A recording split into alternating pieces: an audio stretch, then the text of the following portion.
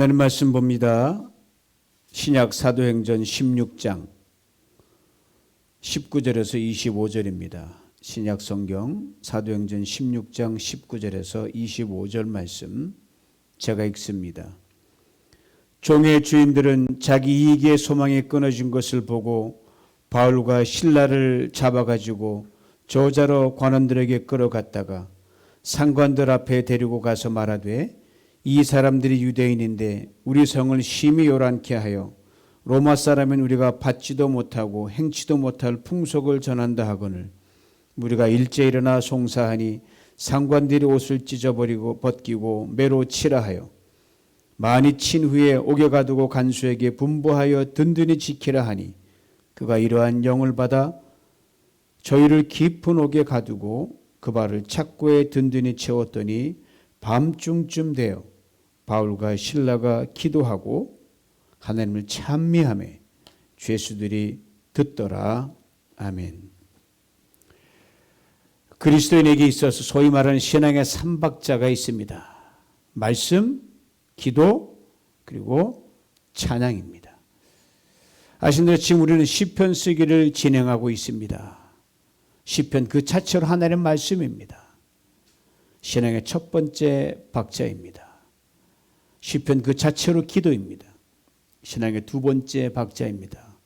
시편 그 자체로 노래입니다. 신앙의 세 번째 박자입니다. 고로 시편 말씀 쓰기를 잘하면 신앙의 삼박자가 풀로 가동이 되는 셈입니다. 말씀을 씁니다. 말씀을 쓰면서 기도합니다. 그리고 말씀을 쓰면서 찬양을 합니다. 시편의 한 구절을 가지고 예를 들어봅니다. 시편 19편 14절 이런 말씀이 있어요. 나의 반석이시요 나의 구속자이신 여호와여 내 입의 말과 마음의 묵상이 주의 앞에 연락되기를 원하나이다. 이 말씀을 이렇게 여러분과 저희 기도로 올려드릴 수 있어요. 주님 나의 입술의 모든 말과 나의 마음의 묵상을 기쁘게 받아 주옵소서. 이제 여기에 곡절을 붙여서 이렇게 노래로 부를 수 있습니다. 나의 입술의 모든 말과 나의 마음의 묵상이 주께 연락되기를 원하네. 생명이 되신 주, 반석이 되신 주, 나의 입술의 모든 말과 나의 마음의 묵상이 주께 연락되기를 원하네. 이렇게 하면 찬양이 되는 거예요. 오늘 예배 후 오늘의 목장으로 모일 때 이 찬양을 부르게 될 것입니다. 모쪼록 시편 말씀 쓰기를 통해 신앙의 삼박자가 풀로 가동하여 그 어느 때보다 은혜가 충만하시기를 원합니다. 두 주 전 다시 기도로 돌아가자는 제목으로 말씀을 나누었고 지난주는 다시 말씀으로 돌아가자는 제목으로 말씀을 나누었습니다. 오늘은 신앙의 세 번째 박자인 찬양에 관해 말씀을 나누고자 합니다. 그리고 다시 찬양으로 돌아가서 찬양의 힘과 능력으로 무장할 수 있기를 원합니다. 찬양과 기도는 아주 밀접한 관계에 있습니다. 찬양은 곡조에 있는 기도라고 그렇게 말들을 합니다. 여러분 기도가 잘 안 나오면요 애써 기도하려고 할 필요 없이 찬송을 부르십시오. 그러면 기도의 문이 활짝 열리게 됩니다. 그리고 우리 찬양을 듣거나 부를 때 우리 귀에 들리는 가사말이 우리가 입술로 내뱉는 가사말이 바로 기도가 되는 거예요. 그러므로 그리스도인에게 찬양은 아무리 강조해도 지나침이 없습니다. 특별히 찬양에 대해 하나님께 치는 다음과 같이 분명하게 말씀해 주셨기 때문에 더더욱 그렇습니다. 이사야 43장 21절 말씀입니다. 이 백성은 내가 나를 왜 지었나니 나의 찬송을 부르게 함이니라. 여러분과 제가 존재하는 이유를 아주 압축해서 이 한중을 말씀에 담아 놓았습니다. 즉 우리의 존재 이유가 뭐냐? 하나님을 찬송하는 데 있다는 겁니다. 그리고 우리는 하루하루를 살면서 그 시작을 찬송으로 해야 됩니다. 하나둘 지나면서 찬송으로 다시 재충만해야 됩니다. 그리고 하루를 마칠 때 찬송으로 닫아야 합니다. 그리스도인들 입에 가장 많이 오르내리는 단어를 꼽으라 하면, 두 개를 꼽으라 하면 이거 아멘, 그리고 할렐루야.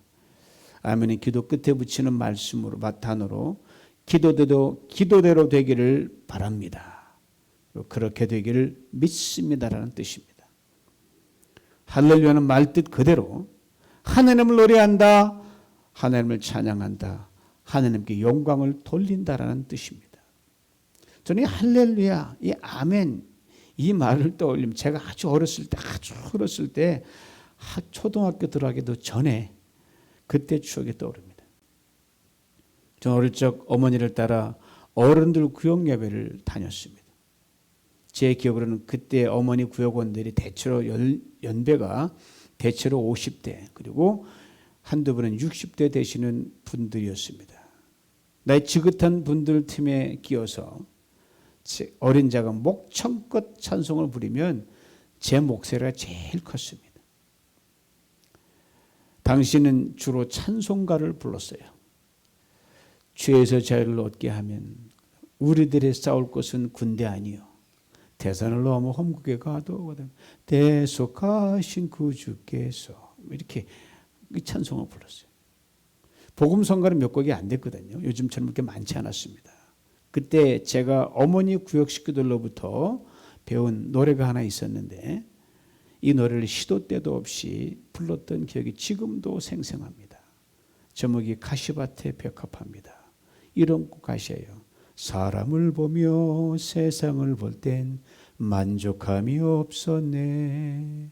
나의 하나님 그분을 볼 땐 나는 만족하였네. 저기 빛나는 태양을 보라. 저기 서 있는 산을 보아라. 천지 지으신 우리 여호와 나를 사랑하시니. 천지 지으신 나의 하나님 한 분만으로 나는 만족하겠네. 동남풍아 불어라. 서북풍아 불어라. 가시밭에 백합화 예수 향기 날리니 할렐루야 아멘. 가시밭에 백합화 예수 향기 날리니 할렐루야 아멘. 그땐 가사말이 뭔지 모르고 저는 불렀어요. 신나는 가락에 막 그냥 춤을 추면서 불렀어요. 후에 이 노래가 일제치하에서 일본 경찰서 유치장에 갇혀서 핍박을 받으면서 그때 수감되었던 유재헌 목사님이 지으신 곡이라는 걸 알고, 그리고 그 곡에 나라와 민족을 향한 간절함을 담고 있는 찬양을 알고는 깜짝 놀랐습니다. 이런 찬송을 어린아이인 제가 요새 말로 조그만 게 겁도 없이, 그것도 예수 찬양, 오직 하나님 찬양, 그리고 할렐루야 아멘, 가시밭 뭘 알아요? 그걸 겁 없이 불렀다는 거 아닙니까? 세월이 흐른 후 이 찬양을 당시 구역 식구 되시는 분들, 그리고 당시 성 왜 그렇게 좋아했는가 알게 됐습니다.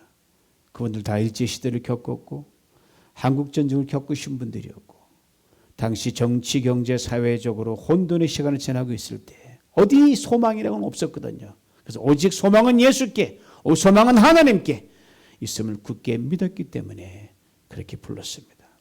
비록 어린아이였지만 그때 어머니 구역을 통해서 찬송가를 정말 많이 배웠고 불렀습니다. 그리고 그때 불렀던 찬양들이, 찬송가들이 지금도 기어질 때마다, 힘도 오를 때마다 그 상황에 딱 맞게 그 찬양이 튀어나오는 거예요. 제게는 그 찬양이 곧 힘이요, 능력이요, 위로요, 하나님의 응답이었습니다. 제게는 그때 그 노래 지금도 고마울 수가 없어요. 사랑하는 성도 여러분, 찬양을 부르는 시간과 장소는 따로 있지 않습니다. 그러나 힘들 때, 고난 중에, 절망 중에 부르는 찬양은 더욱 힘이 있습니다. 앞서 말씀드린 이사야 43, 21절, 이 백성은 내가 나를 위하여 지었나니 나의 찬송을 부르게 함이니라. 이 말씀이 주어진 때가 바로 그런 때였거든요. 오래전 남유다 백성들이 참으로 힘들고 어려웠었어요. 이사야 선지자를 통해 이 말씀을 유다 백성들에게 들려주셨습니다. 종교, 정치 지도자들이 타락의 정점을 향해 치닫고 있었습니다. 윤리와 도덕은 점차 땅에 떨어졌고 백성들은 어디로 가야 할지 우왕좌왕 방향을 모르고 헤맸습니다. 나라는 점점 쇠약해 갔습니다. 그런데 말입니다. 이 말씀을 들려주면서 하나님께서 다음과 같은 소망의 말씀도 동시에 들려주셨습니다. 이사야 43장 18절 19절 말씀입니다. 너희는 이전 일을 기억하지 말며 옛적 일을 생각하지 말라. 보라, 내가 내 새 일을 행하리니 이제 나타낼 것이라. 너희가 그것을 알지 못하겠느냐. 정령이 내가 광야의 길과 사망의 강을 내리라. 그렇습니다. 우리가 찬양을 하면 더 이상 과거에 얽매이지 않습니다. 그리고 오늘 되어지는 상황이 아무래도 우리가 찬양을 하면 하나님께서 행하시는 새 일을 보게 됩니다. 듣게 됩니다. 찬양은 우리를 미래의 소망으로 들어가게 하는 첩경입니다. 그리고 찬양은 현실을 가로막고 있는 모든 장면을 다 부수고 무너뜨리고 날려버리는 강력한 힘이 있습니다. 그러기에 그리스도인에게 지금 인생이 어두울 때는 절망할 때가 아닙니다. 좌절할 때도 아닙니다. 할 수 없는 상황을 보고 한탄할 때는 더더욱 아닙니다. 바로 찬양으로 돌아가 힘껏 불러야 할 때입니다. 오늘 보면 우리가 다시 찬양으로 돌아갈 것을 일깨워준 한 사건이 등장을 합니다. 그리고 이 사건의 주인공으로 두 사람이 등장하는데 한 사람은 바울이요, 다른 한 사람은 바울의 동역자 실라입니다. 바울이 생전에 3번의 큰 전도여행을 다녀오게 되는데 오늘 본문의 사건은 바울의 2차 전도 선교 여행 중에 일어났습니다. 바울의 2차 선교는 그 발단에 참 기가 막힌 데서 이루어졌습니다.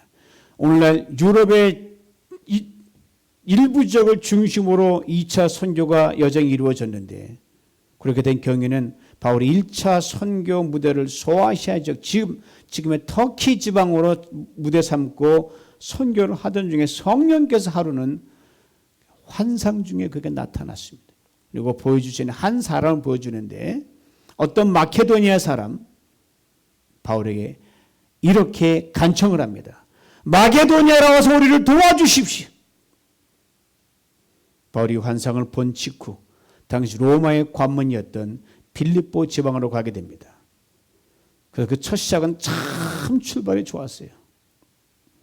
루디아라는 한 신실한 자매가 바울이 전한 복음을 듣고 예수를 믿고 그 온 집안이 복음화가 됐습니다.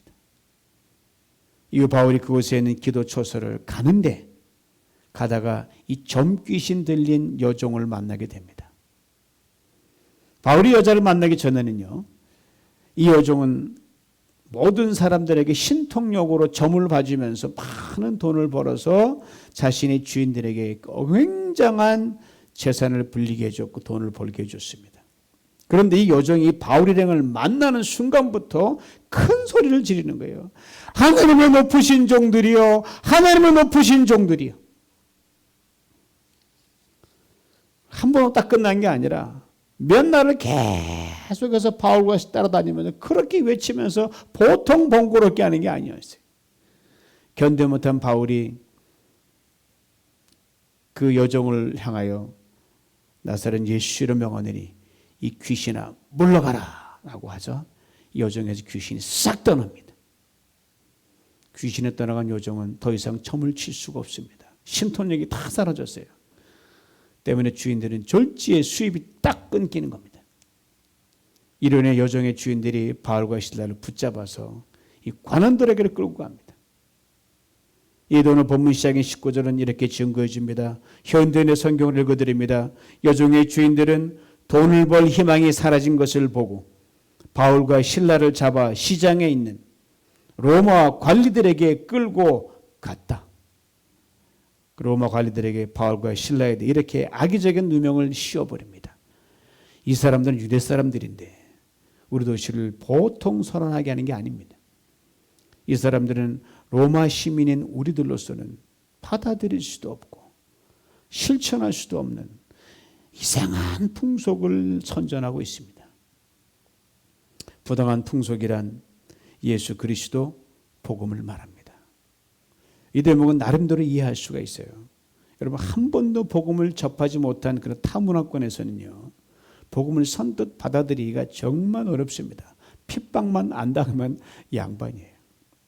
때문에 자연스럽게 문화 충돌이 일어날 수밖에 없습니다.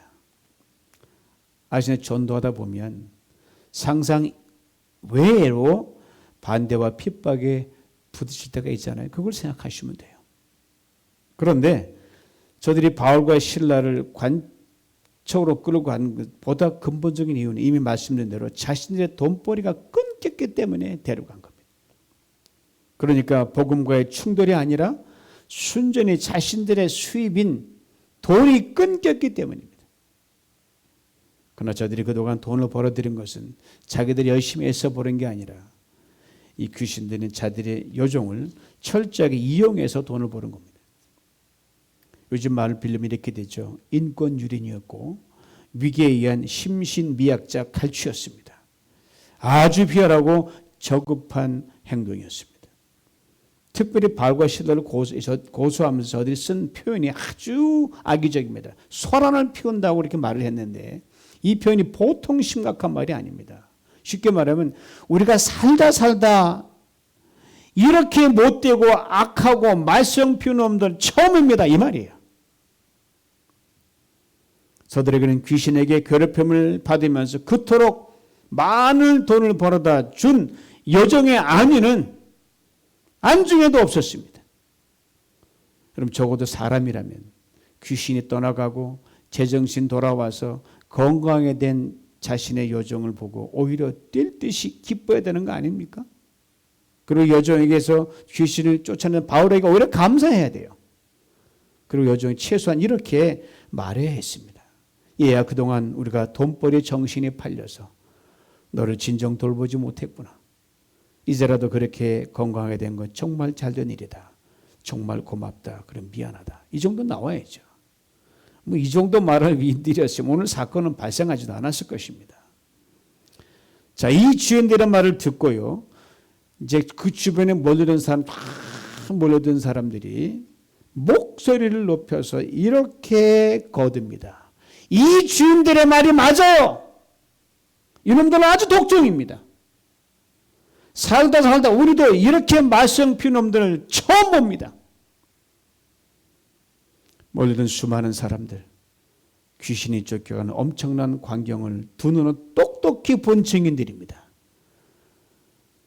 바울과 실라가 여정을 회복시키고 살려놓고 그렇게 좋고 선한 일을 했음에도 불구하고 이 두 사람의 편을 들어준 사람 한 사람도 없었습니다. 이게 참으로 가슴 아픈 사실이죠. 저는 이 대목을 볼 때마다 문득 이런 생각이 늘 드는 걸 금할 수가 없어요. 선한 일에 증인을 선다는 것, 이건 결코 쉬운 일이 아니다. 그런데 말입니다. 우리의 마음을 더욱 아프고 슬프게 하는 것은 바로 이 부당한 사람들의 고발을 듣고 당시 행정관 내린 판결입니다. 저들의 판결을 들어보셔요. 오늘 보면 22절 뒷부분입니다. 이 자들을 어서 찢어버려라. 그리고 매로 치라. 당시 로마 행정관들은요, 공정한 법에 따라 판결이 내려질 때까지는 반드시 잡혀온 피고인들을 보호해 주어야 할 의무가 분명하게 법에 명시되어 있었습니다. 그런데 행정관들이 바울과 실라로부터 아무런 변명도 이유도 듣지 않습니다. 그럼 무조건 판결 내려버리는데 옷을 찢고 매로 치라고 하는 겁니다. 옷을 찢으라는 것은요, 매로 때리기 전에 옷을 다 발가 벗기는 겁니다. 그냥 벗기 아니라 가서 팍팍 찢어가지고 그래 벗기라는 겁니다. 맨살이 혼이 드러나면 알몸이 됐습니다. 그리고 움직이지 못하도록 꽉 묶습니다. 곁에 대기하고 있던 형 집행관들이 사정없이 매질합니다. 그때 맞은 매가 어느 정도였는지를 훗날 바울의 고백을 때 우리는 충분히 짐작할 수가 있습니다. 고린도후서 11장 24, 20 이런 말씀이 있어요. 나는 유대인들에게 39대 매를 5번이나 맞았습니다. 그리고 3번이나 몽둥이로 맞았습니다. 유대인들은 매질을 해도 40을 넘기지 않습니다. 실컷 때리고 싶으면 딱 하나 빼고 39번을 때리는데 바울이 이 매를 5번 맞았습니다. 그런데 로마인들은 횟수에 제한이 없습니다. 로마인들에게 이 매를 3번 맞았습니다.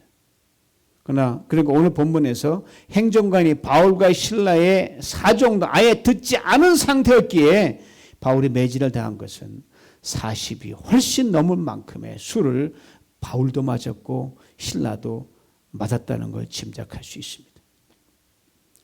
오늘 보면 23절 또한 이걸 뒷받침해 줍니다. 많이 때렸다. 이 정도 매를 맞았으니 분명 바울과 실라는 정신을 잃었으면 틀림없습니다. 완전 실신입니다.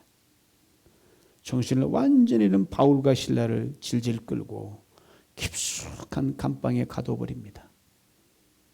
여러분, 이 정도면 깨어날 수가 없어요. 움직일 수도 없습니다.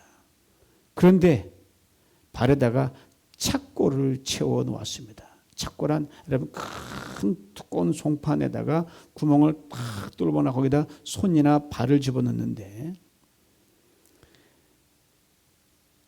구멍 사이의 간격을 넓게 벌리면 찢어질 듯이 아픕니다. 이런 상태에서 간수들이 감방 밖에서 보초를 또 섭니다. 시간이 꽤 많이 흘러서 어느덧 한밤중이 됩니다. 바울과 실라가 이윽고 정신을 차리는데 온몸 쑤시고 아파하고 견딜 수가 없는 거예요. 다리는 착고에 메어져 가지고 꼼짝도 못합니다. 문자 그대로 할 수 있는 것이 아무것도 없습니다. 오늘 본 마지막 25절을 봅니다. 밤중쯤에 바울과 실라가 기도하고 하나님을 찬송하자 다른 죄수들이 듣고 있었다. 견딜 수 없는 아픔 가운데 바울과 실라는 기도했습니다. 저들이 어떤 기도를 드리는지는 알 길이 없습니다. 그러나 분명 감사를 담았음에 틀림없습니다. 그리고 참을 수 없는 아픔 속에서 찬송을 부르기 시작합니다. 저들이 어떤 찬양을 불렀는지도 알 길이 없습니다. 그러나 분명 감사를 담았음에 틀림없습니다. 어떻게 감사할 수 있었을까요? 여기까지 오게 된 여기 돌아보니 감사할 것이 천지예요. 그리고 복음을 지음감을 겪어도 수많이 들러가 하나님의 도우심을 이 순간수 다 조마당처럼 스쳐가는 거예요. 그리고 감방에 들어오기 직전 귀신 들린 여종이 건강이 회복돼요. 자유의 몸이 되었던 모습이 또렷이 떠오르는 겁니다. 방금 전의 일이었으니까요.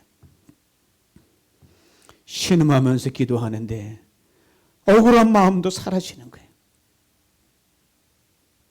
피차 기도하다가 서로 바울과 실라가 눈이 마주칩니다. 아픔에서 서로 웃음을 주고받습니다. 여러분, 착한 일 하다 맞으면요 속상하지만 마음은 평안해요. 선한 일 하다 이렇게 됐으니 마음은 평안하다. 무언의 대화를 주고받는 겁니다. 그리고 기도가 찬양으로 바뀝니다. 찬양을 부르기 시작하는데 자신의 힘이 막 솟아나는 거예요. 찬양의 소리가 점점점 커집니다. 이윽고 가까이로 저 멀리 있는 그 감방의 죄수들이 다 듣는 거예요. 그리고 참으로 놀라운 일이 벌어지는데 이도는 본문에 이어지는 26절 이렇게 증거합니다. 새 번역을 읽어드립니다. 그때 갑자기 큰 지진이 일어나서 감옥의 터전이 흔들렸다. 그리고 곧 모든 문이 열리고 모든 죄수의 수갑이며 착고가 풀렸다. 그때라고 했습니다. 바울과 실라가 신음 중에 드리던 기도가 찬양으로 바뀔 때입니다. 찬양은 곧 능력입니다. 찬양은 곧 기적입니다. 여러분, 살다 보면 참으로 억울함을 당할 때가 많습니다. 살다 보면 참으로 못되고 못된 사람을 만날 때가 있어요. 살다 보면 선한 일을 그렇게 많이 했는데 모함을 받고 시기와 핍박 이렇게 억수로 매를 맞을 때가 있습니다. 그러나 그때가 기도할 때고 그리고 기도의 강력한 엔진인 곡조에는 찬양으로 무장할 때입니다. 그리고 찬양은 즉시 그 효력을 발생합니다. 바울과 실라가 그랬습니다. 바울과 찬양할 때 즉시 감옥이 흔들렸습니다. 이들이 찬양할 때 즉시 감방문이 열렸습니다. 이 찬양할 때 즉시 착고가 풀렸습니다. 이들이 찬양할 때 다른 죄수들의 감방문도 열리고 저들의 수갑도 풀리고 그들의 발에 착고도 풀렸습니다.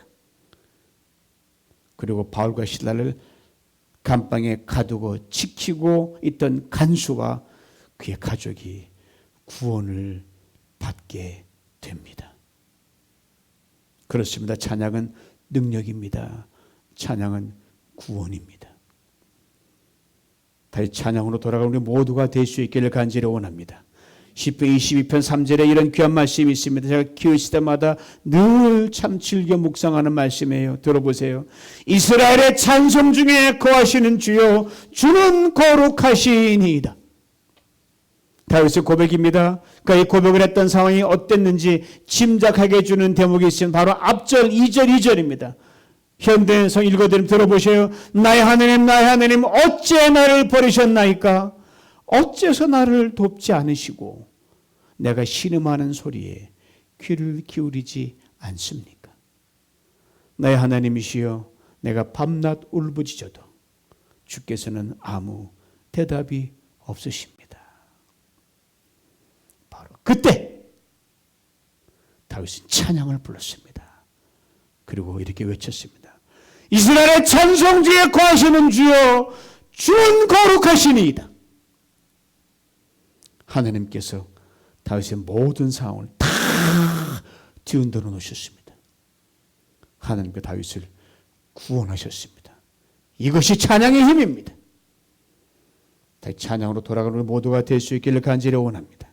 특별히 팬데믹의 시간을 지나면서 모든 것이 닫혀 있고 제한되어 있어 마치 창살 없는 벽 없는 감방에 갇히신 세인 지금 바로 이때 다시 강력한 찬양의 엔진으로 무장할 수 있기를 간절히 원합니다. 여러분과 찬양을 부를 때 하나님께 우리의 삶의 터전을 뒤흔들어 놓으십니다.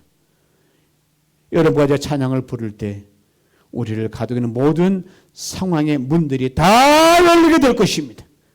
여러분과 제가 찬양을 부를 때 우리를 묶고 있는 모든 것들이 다 풀리게 될 줄 믿습니다. 여러분과 찬양을 부를 때 팬데믹으로 인한 모든 염려와 걱정과 불안도 다 물러갈 줄 믿습니다.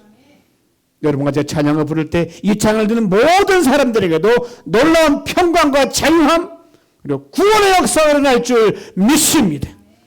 이 시간 저를 따라 다윗의 고백을 함께 고백해 보시겠습니다. 이스라엘의 찬송 중에 거하시는 주여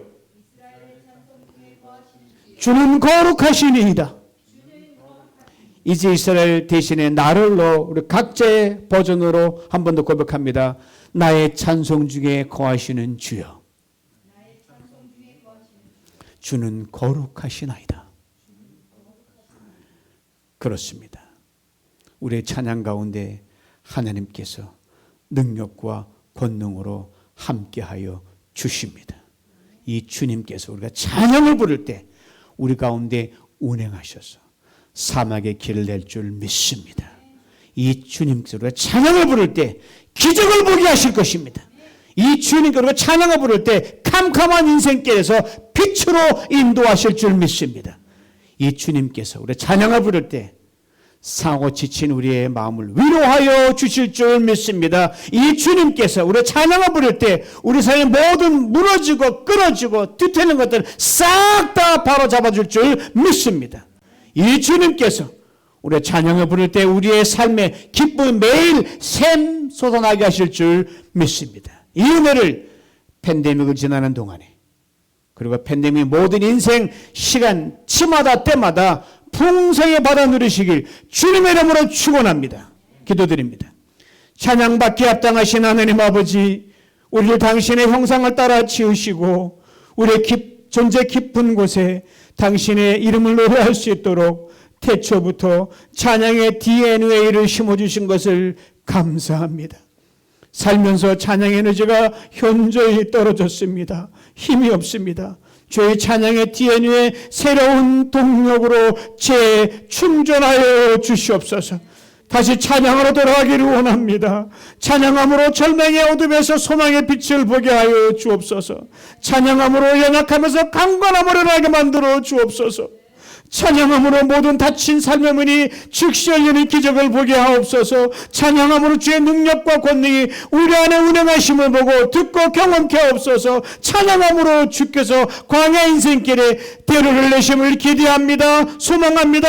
샘물을 쏟아낸 것을 바라봅니다. 주여, 우리의 찬양 중에 능력으로 임하여 주옵소서. 주의 찬양으로 이 땅의 구원이 속히 이루어지게 하여 주옵소서. 주여, 오늘 우리가 직면한 모든 위기 안개 상황을 찬양의 기회로 돌려놓을 수 있는 담대한 믿음으로 충만케 하여 주옵소서. 그러하여 우리의 찬양 속에서 주께서 갑자기 어느 날 즉시 지구촌을 뒤흔드시고 우리를 붙잡고 있는 팬데믹 어두운 시간이 신속히 떠나가고 새로운 날이 열리는 것을 반드시 보게 하여 주옵소서. 예수님의 이름으로 기도하옵나이다. 아멘.